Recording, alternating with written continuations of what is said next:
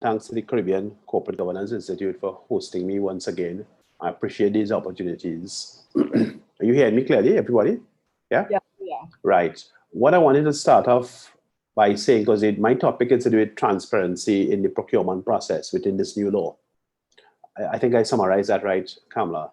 And what I'd like to start off by saying is that what we have before us at this point in our development around these questions is that, and I'm going to say it straightforwardly, the Public Procurement Law, Public Procurement and Disposal of Public Property Act remains unimplemented. It remains unproclaimed, and for reasons we don't know. And let me be very clear, this is a matter of the first order of concern. It will be very irresponsible, it will be remiss of me to plunge into a discussion about this detail or that detail without dealing with the fact that we don't have the law yet. And let me say a few things about that so colleagues could understand where I'm coming from. The law, the act is Act number 1 of 2015, and it was amended in 2016 with particular points to do with the tenure of the board, the creation of an appeal panel, and of course, the whole question about dealing in property and self-trading and so on. So important amendments are put on the table and passed into law under the current PNM administration. And the procurement board was appointed as the last act of President Kamona at the end of January 2018. They were appointed for 3-year terms of office. And a lot of work went into getting the organization ready to do this important work. So they had to hire staff, they had to get premises, they had to get stationery, and do a lot of boring backroom stuff to put the organization in a place. They also had to do external stuff, like training people in ministries and state agencies and so on, who were transacting in public money about what was the way to conform with the act. Now, I could tell you that the act is actually operated by what we call regulations. Those are handbooks, guidelines, and regulations. We just use the phrase regulations to refer to all of those detailed workbooks. The act is operated by reference to regulations, and those regulations had to be agreed with the Minister of Finance. The Minister of Finance is the paymaster. The Minister of Finance is not the line minister as such, but within the way the act was written, the Minister of Finance has to negotiate and settle those with the Procurement Regulation Office of Procurement Regulation. And I can tell you, all of that was done in January of this year. The actual regulations were finalized. The organization has been fully staffed. Everything is in place, and what needs to happen now is those regulations that were finalized after dialogue and correspondence with the procurement regulator need to be placed in Parliament by the Minister of Finance, which is Minister Colmimbert. And they're placed in Parliament for what is called negative resolution, which is a formality because it does not require a special majority. The same way the budget could have passed, I think it was yesterday or the day before, and the opposition UNC didn't vote for it, but the budget has been passed into law as a result of a parliamentary process. There are enough votes to pass the procurement regulations into law. The missing ingredient is that Minister Imbert has not put it into the Parliament's timetable, okay? And that is actually something that is a very great concern to all of us. Those of us who are concerned with good order. And the whole question, which the Caribbean Corporate Governance Institute asked me to speak on this afternoon, which is the question of transparency in the procurement process. So a little after January, we had Carnival, and we had the Minister of Health and Dr. Rowley and other of the country's political leaders making the point to us about COVID. It was a matter of global significance, unprecedented. And we went into a sort of almost a crisis lockdown sort of mode, during which the Prime Minister appointed a road to recovery team. I think the Road to Recovery team was about 22 or 23 people. There was some discussion about who was on the committee and who wasn't on the committee. So there was a team appointed by Dr. Rowley to advise on what should be the country's road to recovery coming out of COVID. And at page 52 of that team's report, they actually say very clearly that immediate proclamation of procurement law is essential. It is one of two proposals I made to the recovery team. I look at the PNM manifesto, and Kamala, you have the extract. I sent it to you earlier today, a couple of hours ago. The PNM manifesto at page 18, it says very clearly that after considerable dialogue with the regulator, the regulations necessary to operationalize the act have been finalized and will be enacted early in our next term. So we're sitting here at the end of October. The election was on the 10th of August, and the election was 10 weeks ago. Every week, the parliament meets once or twice. They're on TV, they're on the radio, they're in the newspapers, having fun with each other, motor car allowances, and calling each other names and who's a racist and all kinds of schoolyard chat. And our country has a limited opportunity to put in place a proper set of arrangements, modern, flexible arrangements for the management of how we transact in public money. How do we dispose of public property in a scenario where we're supposed to get rid of all of those gas stations? You remember that was announced in the budget? We're supposed to be looking at finalizing the Petrotrin transaction with OWTU. I think it's called Patriotic Energy, yeah? The OWTU company. We have big things happening, not to mention the increase in public-private partnership, which Minister Imbert mentioned in the budget on the 5th of October. We have big things happening. And without the necessary safeguards that the procurement law gives us, without the necessary safeguards that have been agreed by the minister, according to the PNM's own manifesto, page 18, we are actually gambling with our future. We already understand that the way public money is handled in the country is highly unsatisfactory and many times in breach of the law. We don't have that amount of money we had in the past to play the fool and to make mistakes. We simply have to get it right. And if we spend $1 million on something, whether it's tires for the police vehicles or hampers for needy people, we have to get $1 million worth of tires. We can't afford to be wasting this quantity of public money. So in fact, that is the first question I want to put here as a commitment of being transparent and us having a serious discussion that in fact, we need to lobby. I myself will continue, I've been doing it.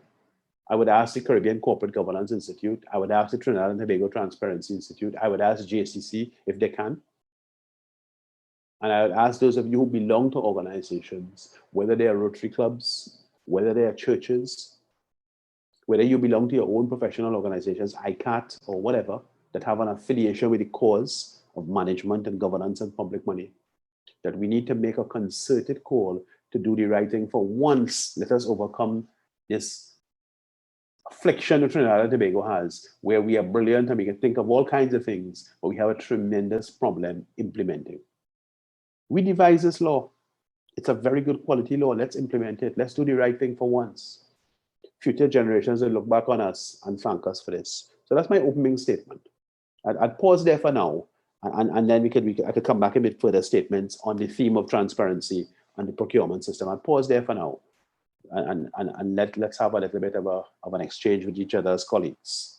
How many people are in the meeting, Kamala? At the moment, we have 59 persons in the room.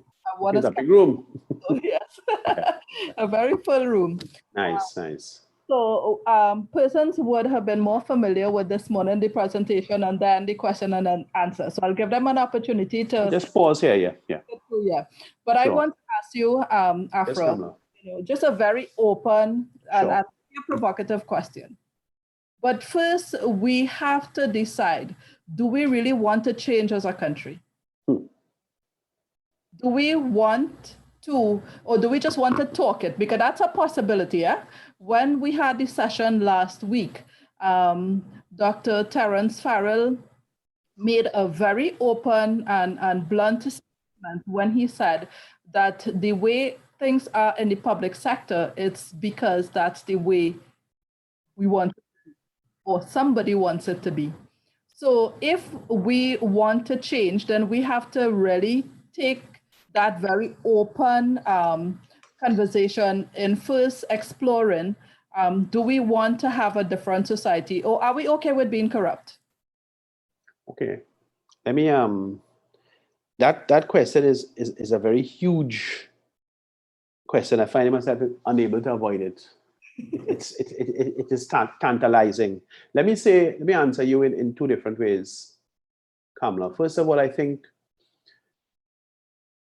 the unstable and disorganized arrangements actually allow a lot of other stuff, a lot of stupidness to take place. Not all of it is corruption in the financial sense, but stupidness, whether it's coming to work late, leaving early, all kind of things. The other thing I would observe is the way in which it is possible, if you have political weight on your side,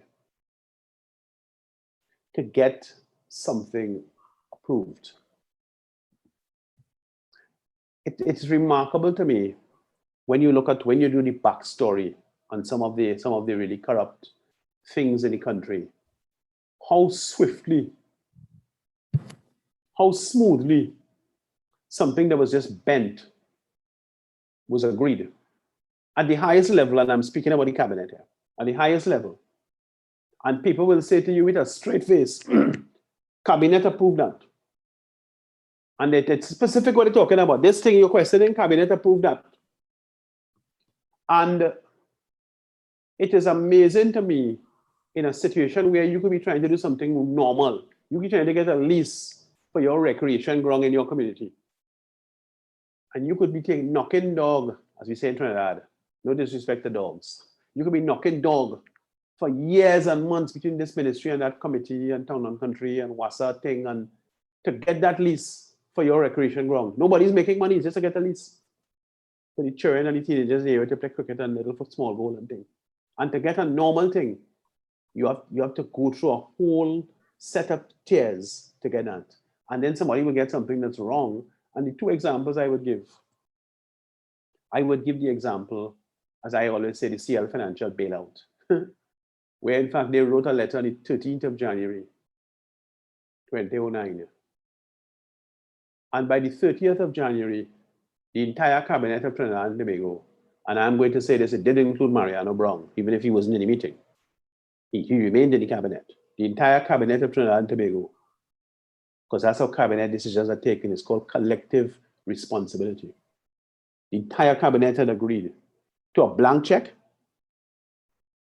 That's the ultimate one. It wasn't even a check for $1 billion, a blank check with no interest, pay back whenever you like.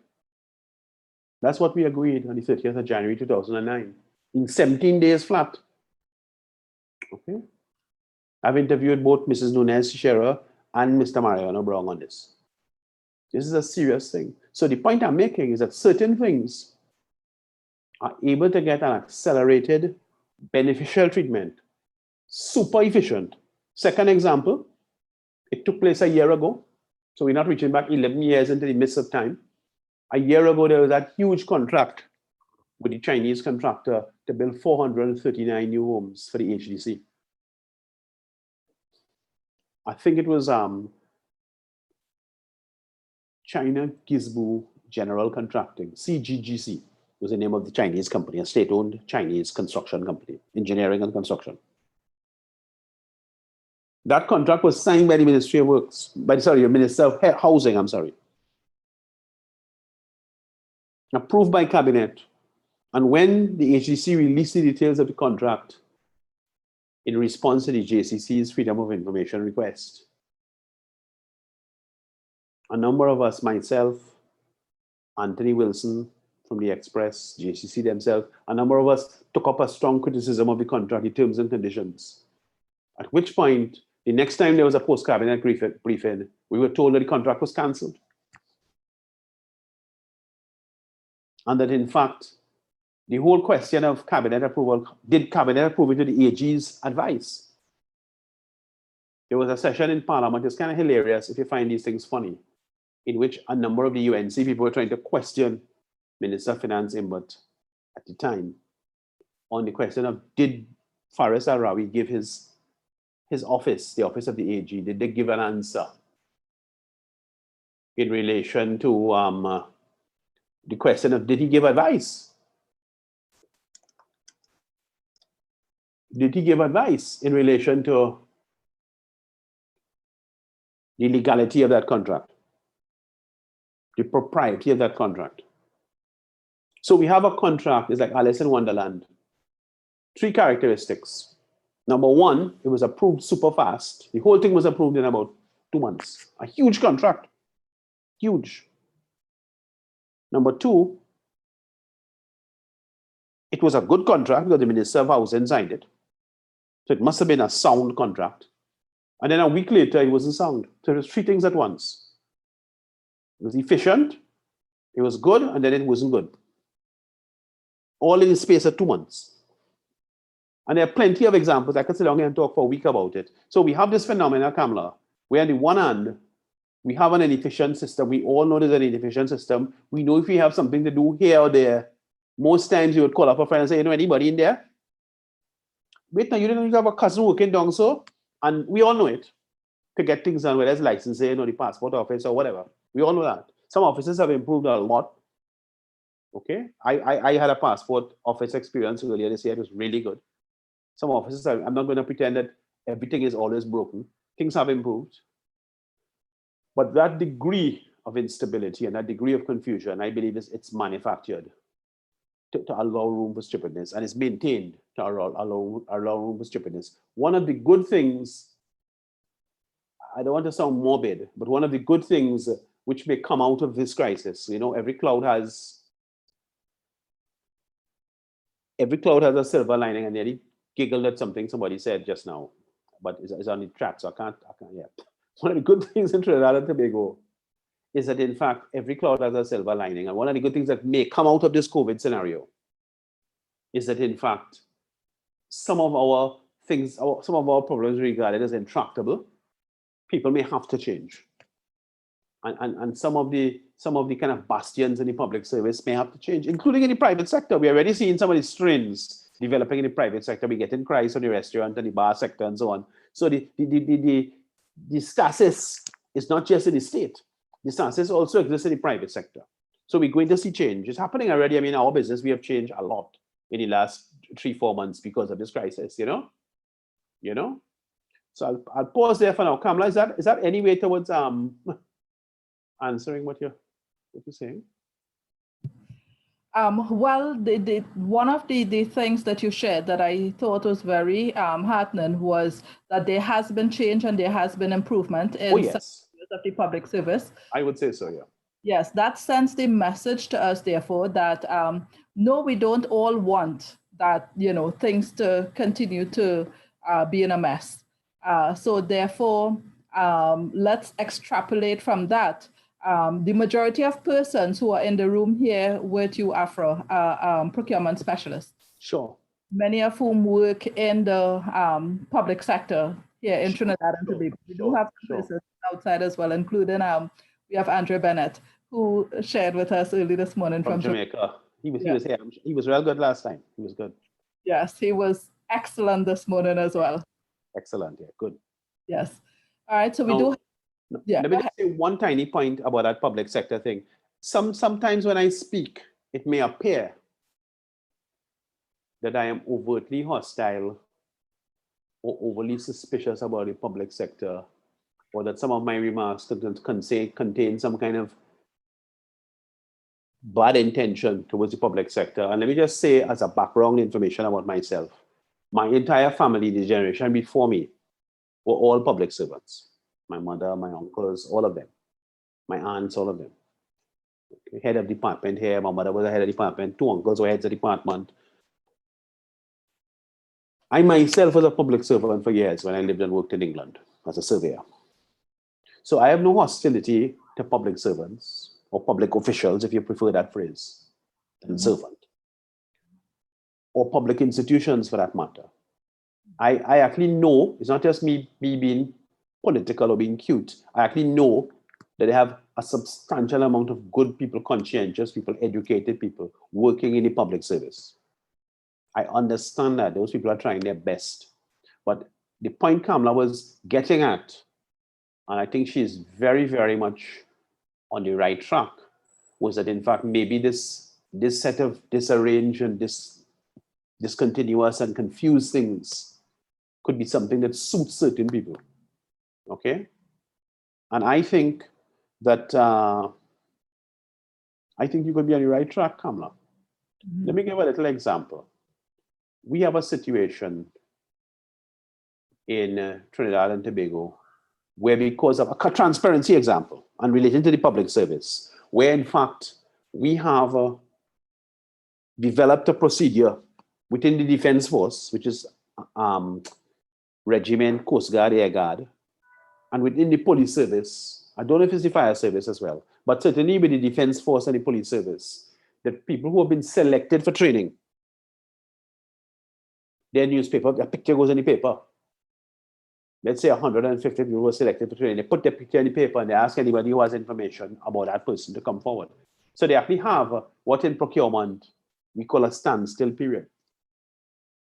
So they have an intention to give this person an opportunity to train as a regiment soldier, but they're giving the public an opportunity to comment before the person is taken informally to training, which is the parallel procedure in procurement, is a standstill procedure, a standstill period. And I asked myself the question, why can't the same thing apply to people who apply for HTC houses? Because one of the rules of applying for an HTC house, you're not supposed to have any other property. Or people who are about to be appointed as judges. I'm not just shooting at the poor man in the crowd, the HTC man. Why is it that the first time we hear somebody's a judge is when you open your Express or your Guardian in the morning or your Newsday, and you see that President Paul maybe swearing this person, and this person as judges? Why is it a surprise? Why are we the last ones to know? It can't be a good marriage if the husband is the last one to know, or the wife for that matter. Okay? It's our country. Those judges and those police officers, regardless of the high level of their position, like Excellency Paul Weeks or the person sweeping the street in Woodford Square, those people are all public servants. Unless you're appointing somebody as a secret agent, which is a different thing, because it's a spy movie. But if you're really appointing somebody to be a judge in the High Court or a magistrate, why should we be the last ones to know? At that point, you probably have a whole set of difficulties to go through to have somebody like that removed, because there are different things in the Constitution and rules about how you remove those people and so on. So I'm just putting those thoughts out there in terms of what is, yeah? Yes. Okay. Sure, I'll pause here. We have a question. Yes. First from K. Baldev Singh, Arjun. Yes. We have Sandra Rosende, who has her hand up. So Sandra, I'll come to you in a second. Let me just first read Kay's question, which she sent to me, and she said, oh, that was a question to me for the CCGI. So I will respond to Kay with respect to that. But Sandra, let me invite you to make your comment or ask your question. You could just unmute yourself. And hello, Sandra. So Sandra, unless your hand went up by accident, because I'm not seeing you unmuted. So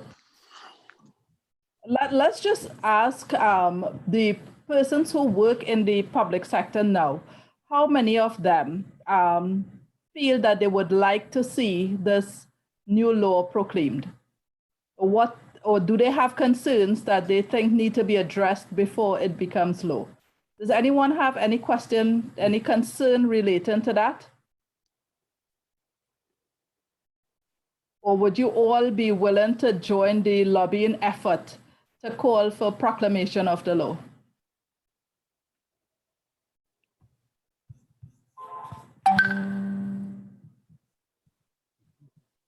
Okay, so we have a very quiet crowd here today, Afra. Because I guess it's almost unconstitutional. Is there such a thing as a quiet crowd? All right. Well, the next, I'm going to just, the question I would just repeat for colleagues is whether you have any comments or contributions to make to my opening remarks. If not, I'll just go into my points about the transparency in the procurement process. The three points I want to make about transparency in the procurement process. 1 second, let me just ask. Sure. I'll pause. Inez Sinanan has unmuted her mic. Inez, did you have a question or comment you wanted to make? Yes, I do. Hi, Afra. Inez, I-N-E-Z. That's right. I remember, you see? How are you? Very good. I've heard your introduction, and I totally agree with quite a lot of the things that you have said. Thank you. But there must be a reason. I don't want to qualify it good, bad, or otherwise. Okay, obviously there must be a reason. Why we have these laws on the books, and while we have them there, they are on the shelf. Yes. So in pushing this Procurement Act and awaiting the regulations, there must be a reason. There must be a reason for that gap. Yes. Is it because perhaps our administration has something else that they want to bring forward before they there is assent to this act, and therefore they could continue along the route that they've been going? I think as a taxpayer, one, and as we own all those state-owned properties and so, case in point, that whole matter with national gas. Yes, the gas stations. It's not going to be an easy one. It is not. There are many people whose bread will be on the line. So there must be a reason for these delays. There must be. We don't know. It's not known to us, but I think it is something that activists should be pushing. Thank you. Yes. Well, I want to say that, Inez, if I could respond, I want to say that, in fact, I thank you for the support, and there must be a reason for the reluctance or the failure to proclaim the law and to put it fully into place up to now. We don't know what that is. I don't like to speculate what it is. What I would say is that what we have at the moment is a situation where you have funded Procurement Regulation Office of Procurement Regulation. That office is funded, it is staffed, there's a rent. 3 years. Yep, there's a rent. And I think enough is enough, and the time for action is now. I don't think we can sit around on this one. This is a very serious moment. You see, it's interesting, eh? Let me take a step in a slightly different direction. Let me just share, Afra. Of course, Kamala, you go ahead. Munila Lalchan is in the room with us. I saw his name come up on the thing just now, and I smiled. Yeah. Yes, go ahead. Sure, man, Munilal, welcome. And what I wanted to say is that there's a Shakespeare has this phrase he uses, how there's a tide in the affairs of men.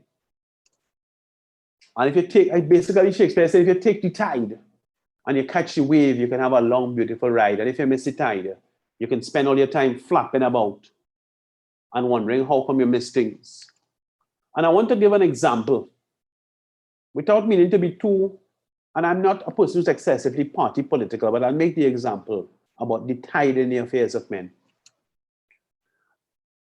There was a lot of complaint after the August the 10th election from various quarters about things about how the result was declared, how the votes were counted, people who were supposedly stranded overseas. You all would have heard all of those things. It was widely reported in the press. A lot of strong criticism was ventilated. We have a free press, and so it was ventilated online and so on and so on.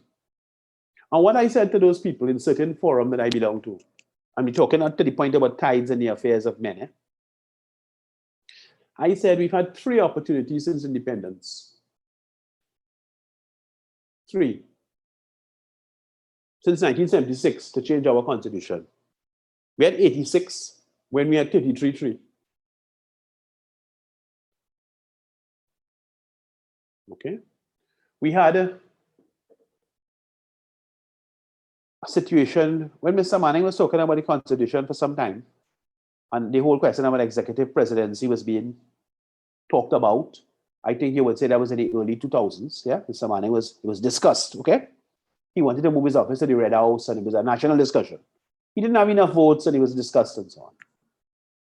And then you had Mrs. Prasad Bisesa, who won the election in 2010 with 29 seats out of 41.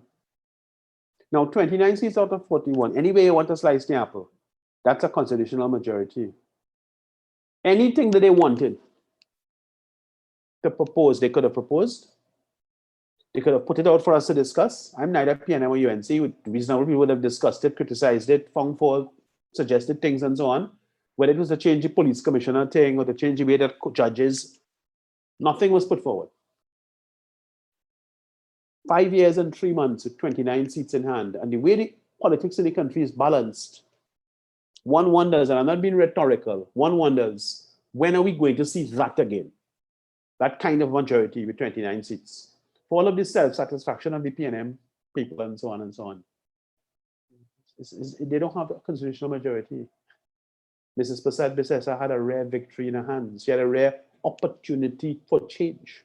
And I would say a responsibility for change. And I am saying to colleagues who are here to come back into the procurement discussion. I made an example, a national example, to come back into the procurement discussion. I'm saying to colleagues who are in this conversation with me that in fact, we have a responsibility, we have a duty.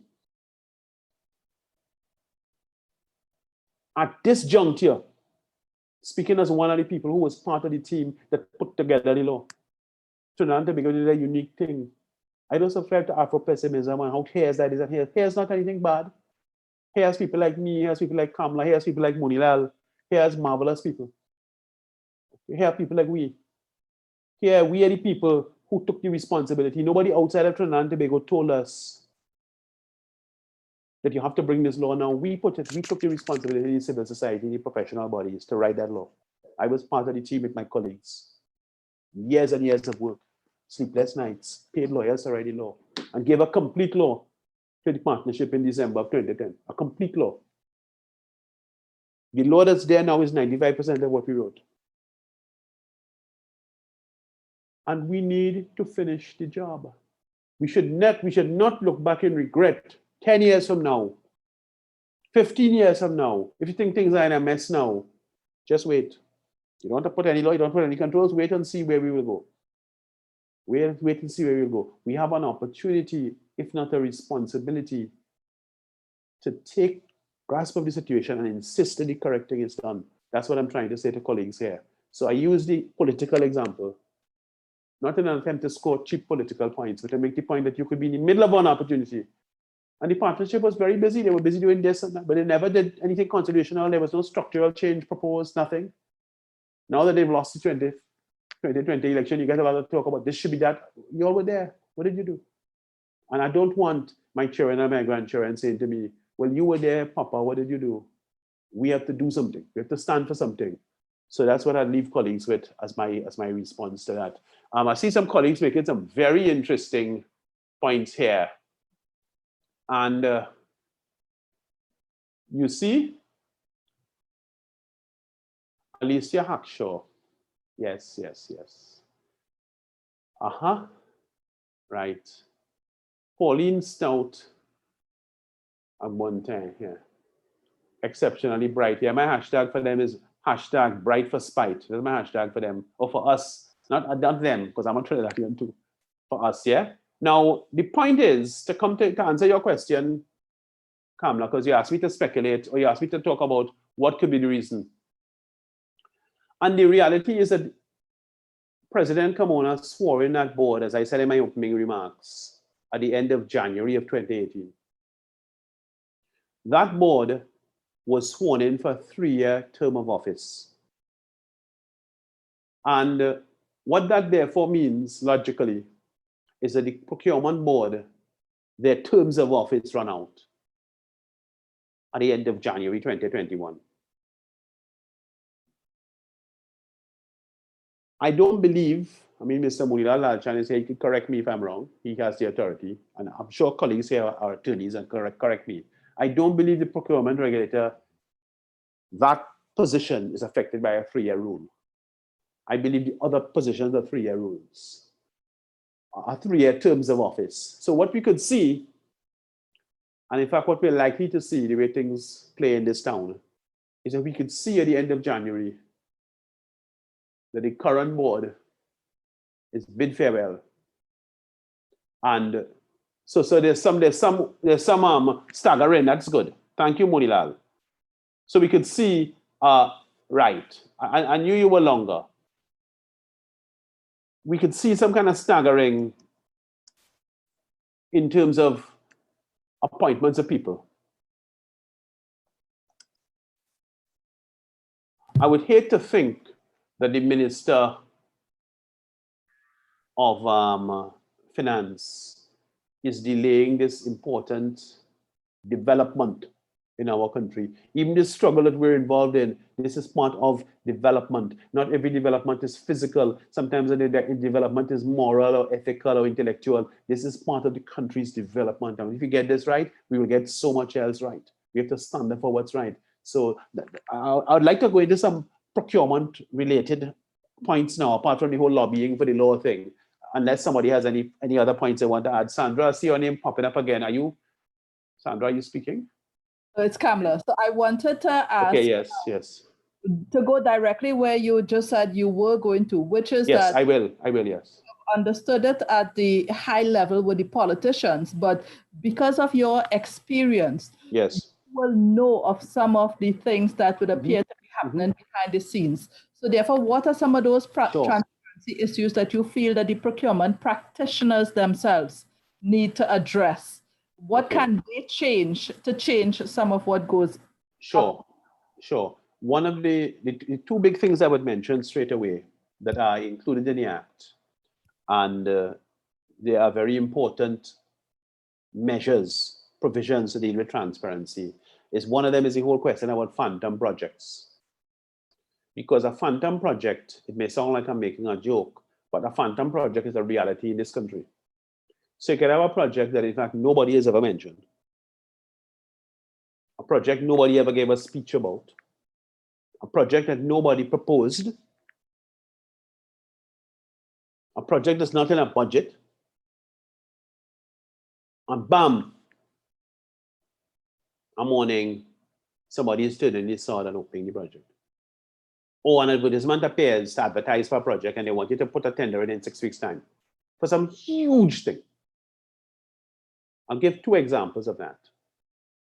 I like to back it with examples. That always makes it solid. The first example is the wretched Beta Motor Recycling Project, which of course appeared on the scene in 2013 as a project that was tendered, coming out of NGC and so on and so forth. With WASA and SIS got the contract and so on and so on. But I'm not really on the SIS page of the story now or about the cost of the project or anything. The point I'm making, and I analyze it very carefully in my blog, is that Minister of Hawaii was the new Minister of Finance, and then he said Minister of Hawaii. Minister of Finance, Larry Hawaii. You see, those Freudian slips. Minister of Finance, Larry Hawaii, when he gave his budget speech, I think it was his inaugural budget speech in the year 2012, he spoke at length about water. Minister Hawaii told us how the water supply was good, but it needed augmenting in terms of water treatment. He listed 5 water treatment stations that was already building that year. He knew the cost of them and the neighborhoods and things. Really nice report to the parliament, and WASA was doing well and so on. As my mother would say, not a mention of BTM, NGC, WASA, nothing. And then all of a sudden, bam, we get this project. Where was it? So the biggest project in WASA's portfolio, which turned out to be $1 billion something, was invisible. So that's what a phantom project is. So how could something so big be invisible? Which is why the procurement law contains provisions about, in fact, projects have to be listed from the year before. So you really can't have any kind of surprise projects. Because what a surprise, and the second example I will give you all, because I said I would give two. The second surprise example I'll give you all is UWDB. So UWDB is the controversial campus down in Debe, which is Mrs. Prasad Bisessa's constituency. And it was built on 100 acres of land, formerly Karani's land. And it was built by the university. And we, when I was president of JCC, we took up a very strong action against it. We went to see Professor Sankat. He was the head of the university at the time, Clement Sankat. He's now in, I think he's in Panama, or Belize or somewhere. And what we discovered when we went to see Professor Sankat, to our astonishment, he was claiming, we went to see him in May of 2012. Professor Sankat was claiming, because we were saying, but where is this project? It's nowhere. UWI has strategic documents. UWI has a 5-year plan. UWI has consultations. Faculties talk with each other. It was supposed to be the law faculty. Nobody has heard about this. So you can imagine that. They were building a whole new university that nobody had heard about. And Professor Sankat referred us in an attempt to defend his position to UWI's strategic plan for 2010 to 2015. And it is nowhere, UWDB, of UWI south of the county, it's nowhere in the plan. Okay, so that's another huge phantom project. It's now finished. There's no law school there, once again. It's supposed to be literature and something. They're using it for COVID patients. And I don't know, we spent $700 million to do that. Why? Okay, so it's a real and pressing concern, the phantom project. Therefore, those provisions in the Act, which I just mentioned, where you have to list the projects from 12 months before, are very important to give contractors and people who want to compete for the projects proper notice that, okay, this is coming up. Because linked to that, which takes me to the next point, is the question that apart from out and out dishonest behavior in terms of things that can get you locked up, okay, there's also another type of dishonest behavior. And there are different levels of dishonesty. All of us are adults, we know that. There's some dishonesty that get you in prison, and there's some dishonesty that could get somebody to stop liking you. And the reality is that the point I'm getting at here is about how we have the habit of starting projects, announcing projects, issuing tenders, inviting tenders for projects that are unfunded. Now, in fact, unfunded projects that actually don't have enough money to be built, is actually one of the hugest contributors to the cost and the delay with public projects. Not every time there's a cost overrun or a delay, it's because a contractor is crooked or some politician took the money, or it isn't always like that. Many times, what happens is that successive governments have this problem. You announce this and you announce that and you open the other and you have a pilot project for this and you're building 3 of these. But in fact, you don't have money for all of them. What happens as a result? You enter into commitments, which they use a financial euphemism, they're unfunded commitments. Okay? And those commitments are supposed to be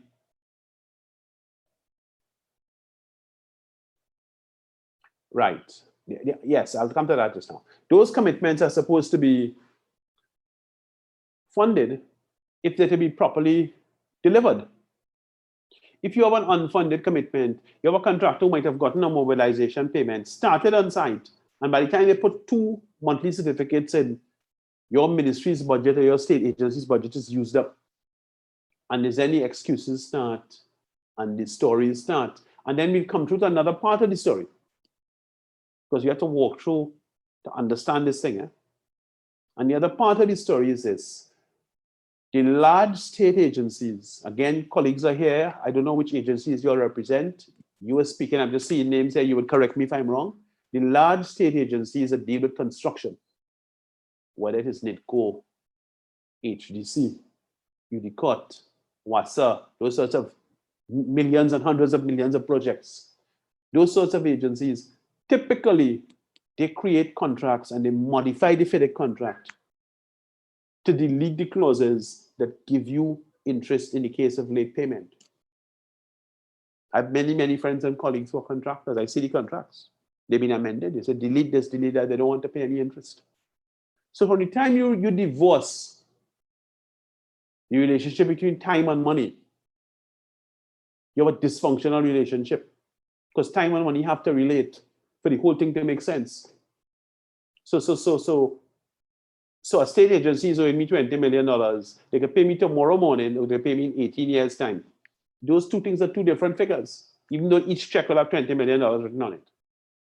And when a group of contractors or consultants knows they're going to be paid late, and they know they're going to not be able to get any interest, you pile up your prices, which defeats the underlying mission of value for money. That is the importance of having these transparency provisions in the Act. Transparency provisions to prevent phantom projects, to prevent unfunded projects. And I would like to say, this is part of our ongoing conversation. Munila and I have this ongoing conversation. I'm putting it out here. I would like to say the amendment of the FIDIC contract to delete the payment of interest for late payment of funds is in fact detrimental to accomplishment of the overarching goal of value for money in public projects. I'll leave it there for now. Those are my a few points. People wanted points, yeah. All right, so I just want to ask the questions out loud from, okay, so we have 3 of them now. We'll start with Camille. And she says, how can a procurement specialist unmask corruption or even phantom projects and live? Okay. That's a question in Trinidad and Tobago. Let me just ask this, let me answer this point.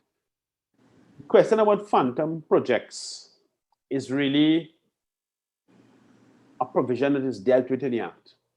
Because the only, as for my reading of the Act, is that the only projects which are legitimate projects that conform to the law are ones that were listed from a year before. A project can't just come along, like how I listed the Beta Water project or the Juvi Debe, that was never mentioned before, and then all of a sudden everybody was doing this thing. That can't happen yet. The corruption question you're asking was followed closely, Camille, by the question about the whistleblowing avenue, and the answer is yes, there are whistleblowing avenues within the procurement law. Without getting into all the section this and section that, yes, there are whistleblowing provisions, and they are quite strong within the procurement law. So I would leave it at that for now. Right, so then we have a comment from Alicia Hackshaw. It's crazy that there are so many agencies and layers of oversight to prevent these things, but still. And therefore that comes to people's behavior, yes, and what is our culture of what is acceptable and what we think is the right thing to do. Okay, and then we have a question from Alec Babwa. And he says, is there going to be a procurement process oversight? Is there going to be procurement process oversight by the Office of the Procurement Regulator for high risk, high value contracts in the state sector? Or is the power vested in the particular boards? Will audit to ensure processes are being followed to ensure lawful public procurement? I am going to make bold, Monilal. I hope I don't step on your toes by saying the answer to both of those things is yes. Because the first thing that I may not use, I'm sorry? I think this person unmuted by mistake. Okay. Unmuted by mistake. No problem. The question about whether there's a procurement process oversight, the answer is yes, there is oversight. But let us be clear, just to repeat something that ought to be clear to everybody by now, let us be clear, the Office of Procurement Regulation is not procuring. They don't grant contracts. They are overseeing the procurement process of the various agencies and ministries that transact in public money and dispose of public property. And they're overseeing those actions of granting a contract, taking away a contract, varying a contract, all of that, yes? They're overseeing those actions to ensure conformity with the law, the Public Procurement and Disposal of Public Property Act, and conformity with good professional practice and the regulations and the guidelines and the handbooks and so on. So so just to clarify, Mr. Barber, yes, there is going to be process oversight. The second thing about whether an audit will be done to ensure processes are being followed, to ensure lawful public procurement. I don't know if I put it as strong as audit. Audit is actually, in my mind, quite a rigorous and a detailed process of oversight. I wouldn't put it as strong as audit. I certainly say there will be oversight. And if indeed there's a whistleblower report, that is when a formal investigation will be launched into a particular case, yes? So that I hope that is assisted in some way. Munira, is that okay? We can ask. Okay, thanks, Munira. Thank you. If he wants to actually unmute and clarify for us so that Alec, and we do have quite a few of the procurement specialists in the class here, can get an answer to that. Yes. Lantrell, can we ask you to unmute and just speak for it a little bit? Yeah, yes, Kamala, once you don't want to see me. No, it's okay, it's okay. Actually, under section 13(1)(n), it says to investigate on our own initiative or upon complaint from any party involved in public procurement or disposal of public property or any member of the public, any alleged or suspected breach of the act. Alleged or suspected. Yes. And it also gives us wide-ranging audit powers to audit to ensure compliance with the act. So both are covered in the act and it's in law. Thanks, Munira. Okay, so then we come back, Afra, to this question of what are the things that you would like to see procurement specialists do differently as part of the steps in the process to prevent the kind of contracts that we see going out from the state sector? Well, do differently is a little bit of a tantalizing one, because as it is, we have some of the state agencies have had procurement offices and so on, but it hasn't been a widespread thing. Okay, contracts have been awarded by boards, and contracts have been awarded by CEOs and that kind of thing. We are all aware of that. Okay, under various political administration, that is almost immaterial.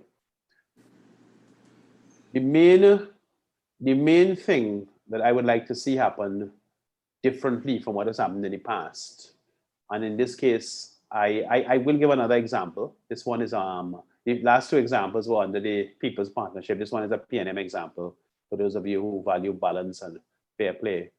But I will give an example in this case, where in fact what you have is you have a board of well-educated and conscientious people appointed in a large state enterprise. They are charged with running a number of complicated affairs.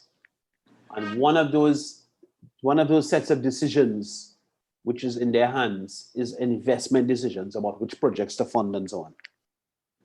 And we had an example, it was painful for me to read it, with the company we call ETEC. ETEC is one of the huge state enterprises. The chairman at the time, I believe, was Professor Ken Junior. So it's a very high profile type of company, okay? And the people in the board were high profile people. It wasn't a board of political hacks or anything. They were all accomplished people who had their degrees and qualifications and so on. And ETEC, because one of the things I study is the state-owned hotels. ETEC was under examination. They were being examined by a parliamentary committee under the chairmanship of David Small,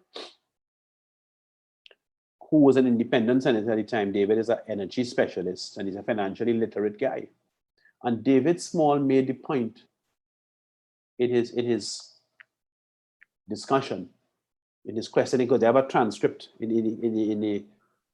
the Joint Select Committee report. They have transcripts of what was said. David Small is speaking with the fellow who is CEO of ETEC. They call him the president of ETEC. And they were asking him, well, why did ETEC agree to spend all this money at Hilton? We're talking about Hilton in Trinidad, they want to buy the Savannah. That project was supposed to cost about I think it's about $644 million. At the time they were questioning E-Tech, it was 2016.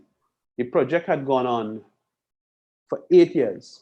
It started back in 2008 when Mr. Manning was Prime Minister, Professor Julian was there and so on, okay? And I think they had a thing with the Summit of the Americas and the Commonwealth heads of government. They were trying to get the hotel ready for some big things would take place in the country. And Trinidad and Tobago government undertook contracts to the tune of 600 and something million. At that point in time, $508 million had been spent. And the head of E-Tech was unable to tell the parliamentary committee when it was going to finish. Let's tell you how ridiculous it is, what is happening in our country. What is more, David Small pressed him, and David Small said, well, I don't understand this. I try to do a discounted cash flow, which is an analysis of whether the project makes any sense. I try to prepare a discounted cash flow on the money we are spending on this thing and our return. And I keep getting a negative rate of return. This makes no sense. Why did we do this? Did you perform a financial analysis? How did you make this decision? He kept pressing him. And eventually, the president of E-Tech had to admit, this is under oath, in the transcript in the Hansard. He said, well, I can't tell you anything, except cabinet instructed us to do the project. So there you had a highly competent board, led by no less than Professor Ken Julian, Wendy Fitzwilliam, this wonderful, famous people on the board, educated people. And basically, cabinet sent a note to them and said, do this. And they went and they did it. And hopefully, procurement officers, because I'm addressing procurement officers in this response. Hopefully, procurement officers will be mindful of the fact that under this new law, every single penalty is custodial. There's no penalty where a state enterprise could write a check to the Office of Procurement Regulator, and that's the end of the matter, or to the court. Every single penalty is custodial, which to me is a measure of how serious, and correctly so, our legislature took these questions of high importance, the protection of the public purse and the protection of good order. Which means, in terms of what it means, because Kamala asked me, what would I tell the procurement officers to do differently to prevent these wrong things happening? The main link we were thinking about breaking when we wrote this thing in this way. We want to break that situation where cabinet, which doesn't sign any contracts, and cabinet is not on the line for anything, where cabinet could instruct by a cabinet note or a permanent secretary or a minister's phone call, could instruct a state enterprise or state agency to do so and so, or not to do so and so, effectively to enter a contract or to terminate a contract, and effectively to transact in public money. So you have political authority, but no legal responsibility. And we wanted to end that divorce. We talked about the divorce earlier on between time and money.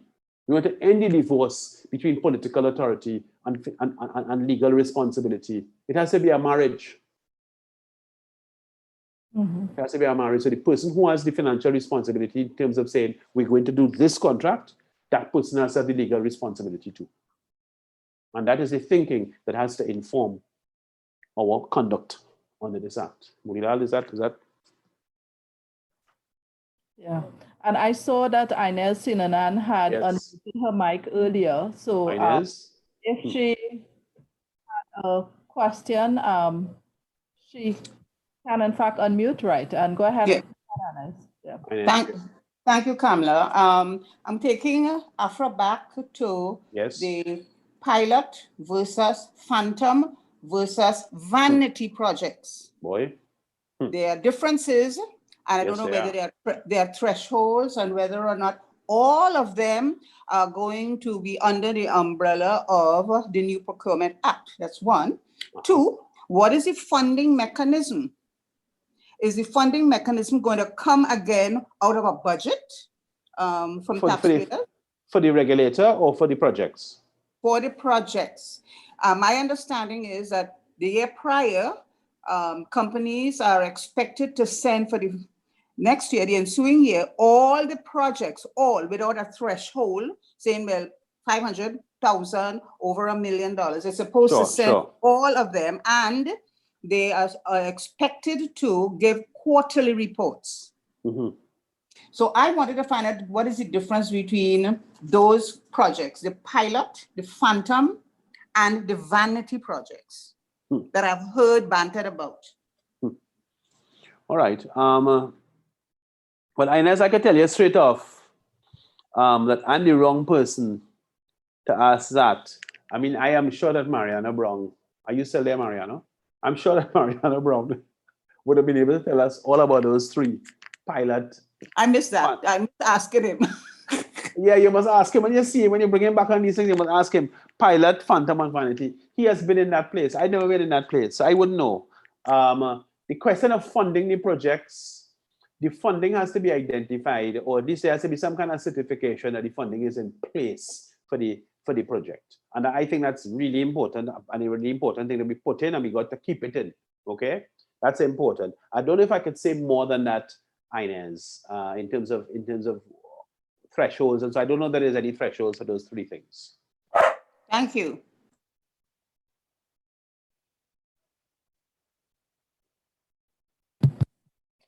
All right, so it is that there are a number of things being put in place in the background now to facilitate the law coming into effect with the procurement regulation. I know that the Office of the Procurement Regulator has been doing training with a number of those suppliers who need to understand how they will register and be part of a centralized database, you know, which pre-qualifies persons who will now want to provide service to the public sector. So I wondered if anyone would have any issues or concerns with respect to those who are in procurement now and know that the way in which you government will get your suppliers provide goods or services to the ministry or the state agency. Are there any concerns that you would have with respect to transparency or integrity issues that you may want guidance from Afra Raymond to deal with?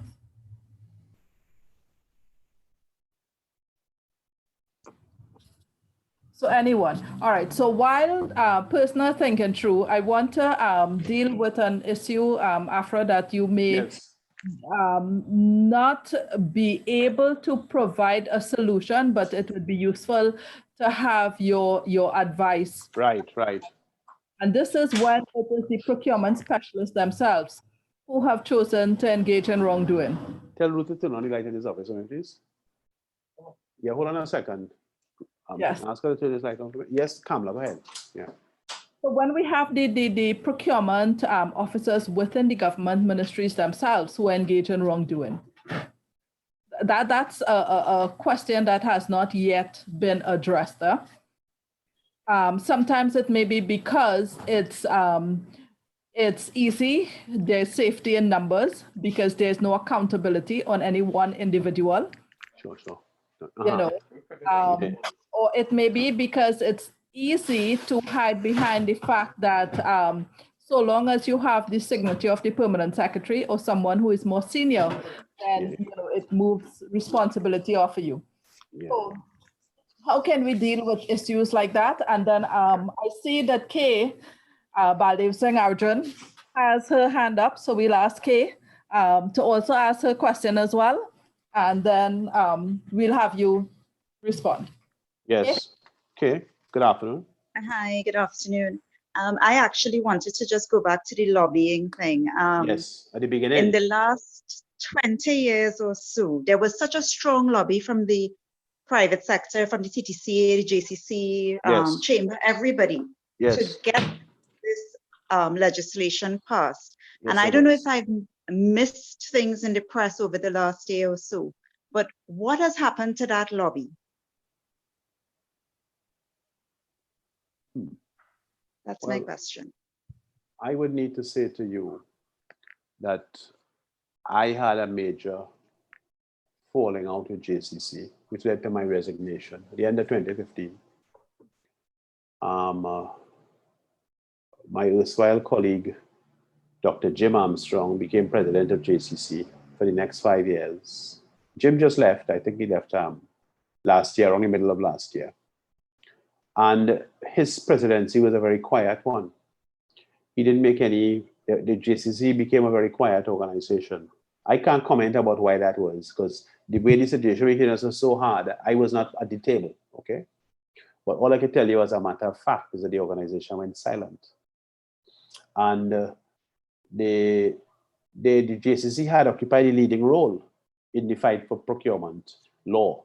So you're quite correct, Kay, in making the point that you're making. It's a very astute observation. But the reasons as to why JCC did it, I don't know what it is. I don't know what that reason is. I could say that without fear of contradiction, I could say this is a matter of the first importance. Okay? I could say this is a matter that needs our collective attention. It got this far. We got this far in terms of writing the law, getting the law passed by Parliament, having a procurement office appointed, staffed and funded. The regulations agreed. We got this far because of collective action, and we're going to finish this because of collective action. So that is, I would close off on that. That's how I would respond to you. Okay, I can't speculate about why JCC didn't do what they did. You know, I don't know what the reason is. You know. Yeah, thanks. Okay, so you have the floor for another 5 to 10 minutes, Afra, and I want you to make an appeal to our procurement specialists who work in the public sector now. Because as much as we could talk about what happens externally and the lobbying to ensure that there may be regulations in place so that we can see better performance in the public sector, there is a role to play for those who are on the inside. Yeah, well, I want to say that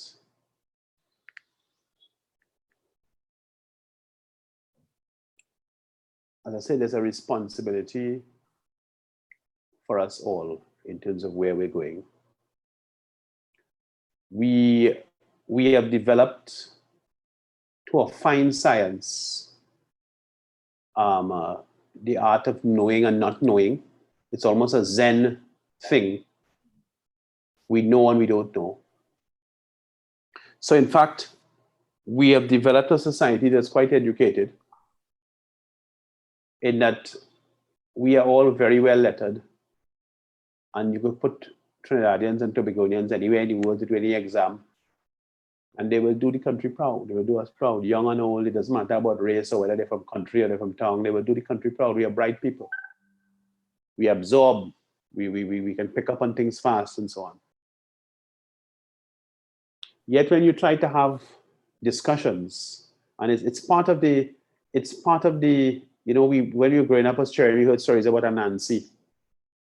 And of course, Anansi is this mythical West African spider who survives by his wits and by his lying and his double dealing.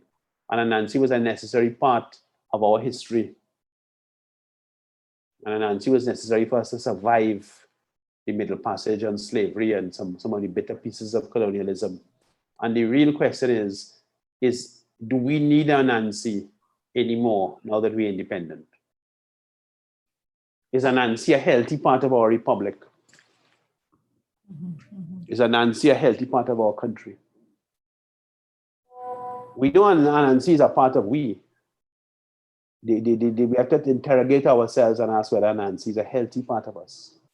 Because really, for all of the education we have and all the exams we pass and so, you'd be surprised to know, as somebody who seeks after detailed information on projects and on proposals and so, you'd be surprised to know how many people greet my thing with hostility. So why you want to know that? Why you asking that? You still asking about that? The actual conceptual foundation of all of this is that this is our country. This is our country. Okay? It all belongs to us. This is not an attempt of mine to abrogate the right of private property. Of course not, I'm in the property industry. But it's our country.